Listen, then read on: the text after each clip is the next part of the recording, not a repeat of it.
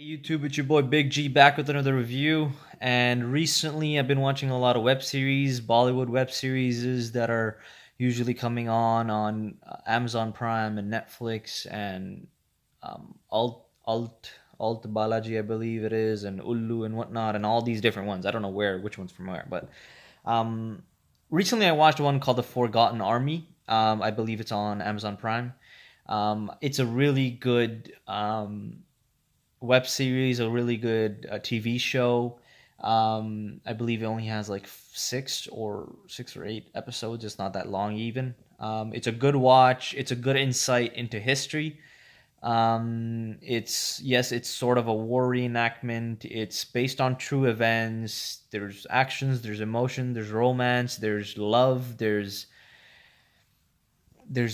rebelliousness, there is drive, there's emotion, there is pride, there's so much there that I can't even remember it all. So definitely, I do recommend everyone to watch it. I liked it very much, and yeah, I'm gonna move into spoilers now. Into spoilers, I liked how it kind of revolved around this one main character who was also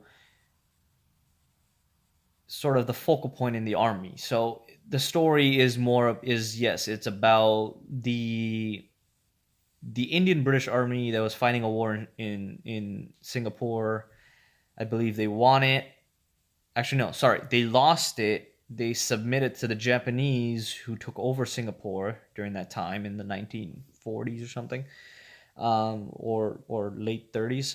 And as soon as they submitted, a famous leader of India called Mr. Bose, he he was just like Mahatma Gandhi and everyone during that time was in the revolution against the British from India and everything. So his means were very different, right? So like I don't want to go into that, but like his means were more like fighting first army. So he created the first Indian army, right? He created the first free Indian army to go fight and get his homeland back. That's what his motive was. And his army was composed of the soldiers that were Indian and that lost in the war against Singapore, who fought for the British against, I believe, Japan in Singapore, and then they lost. They were So then Bose made an agreement with Japan and everything, and got those soldiers to him, made the first free Indian army. Now, of course, the story follows one main guy, right? Now, I liked how that one main guy has this journey of not only meeting other characters, but then falling in love. And then that love not only stays with him, but also she joins the army. And then you get to see one of the very first female army, I believe, battalions, comprised of one of them was his love interest. So there's an upside and downside. The upside was, yes, it was really nice to see all these different characters and all his friends and his love and everything. Good job. But the downside was this story felt more like a love story rather than being about the Forgotten Army, which is the title. The Forgotten Army is the army of Subhash Chandra Bose, whose famous quote inspired so many people.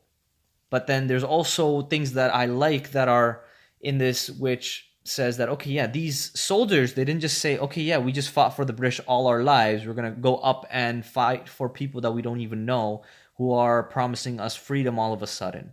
They said, oh my god, I'm not gonna do this. But then as soon as they heard the voice of the leader, as soon as they saw the character of the leader, heard his voice, heard his lecture, they got inspired, they're full of pride, they want to do something for their country, they want to get free.